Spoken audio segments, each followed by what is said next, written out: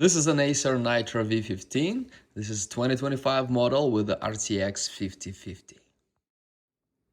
This is a basic model with i5 13 Gen. It has a 15.6 Full HD IPS 165Hz screen. This is the laptop, power adapter over here.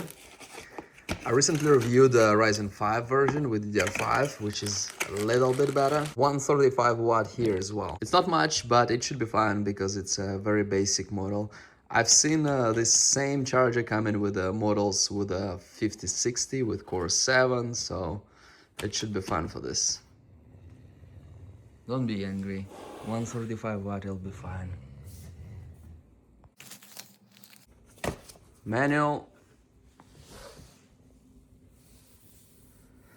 Somehow it does look smaller than a 16-inch version. This is 15.6. We have a really cool design over here. It's all smooth, nothing is engraved. Very nice and smooth. I like the design. Let's look at the ports first. 2 USB-A, USB-C, HDMI, RJ45. Charging. Nothing on the back. Average thickness, Kensington lock, another USB-A headphone input. The HDMI is 2.1, so it's good for getting image to a monitor if you want to use it as a portable desktop, sorta. Let's see here. Here we have some like silver sprinkles kind of design. Very basic, very kind of generic, to be honest with you. I expected a little bit more fancy look. 16-inch looks better to me somehow. Power button over here, buttons. It's basic on a cheaper side plastic. Resistance is very low, they're kind of low profile. It's good for typing, I would say. GeForce RTX 5000 series DLSS 4. You may need it because 5050, let's be honest, it might be the newest gen video card, but it's nothing compared to something that's real, you know. The real beast is RTX 5090 in a desktop. It's probably like 5 times faster than the other one, easily. What do you think about it, buddy?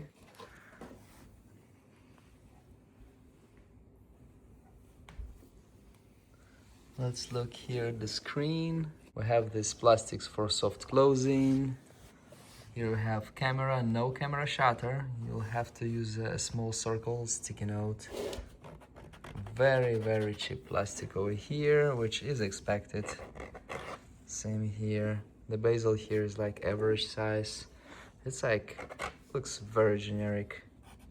Here the plastic is a little bit better. At the lowest, it was $550 at Walmart on Black Friday. It was the lowest price for it.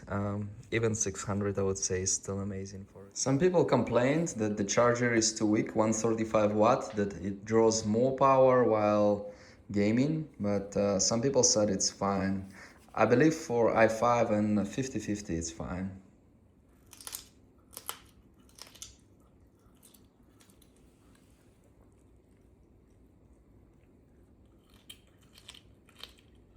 What do you think about it?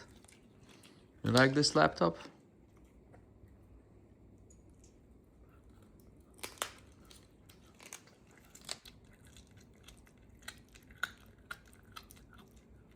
Overall, it's a great laptop even if you're not gaming. You can do some basic video editing here too.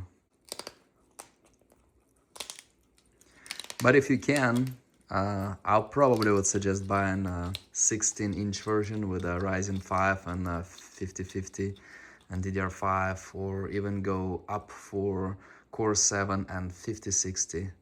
And there were even great deals for version with 5070. 16 gig of RAM is still balanced for it. If you know how to upgrade, I would probably upgrade it to 32 if you find a good price on RAM, if it's possible these days. Orange keyboard, it's kind of cool. looks way better now with the orange backlit. No, it's not good. Orange backlit keyboard definitely makes it look better.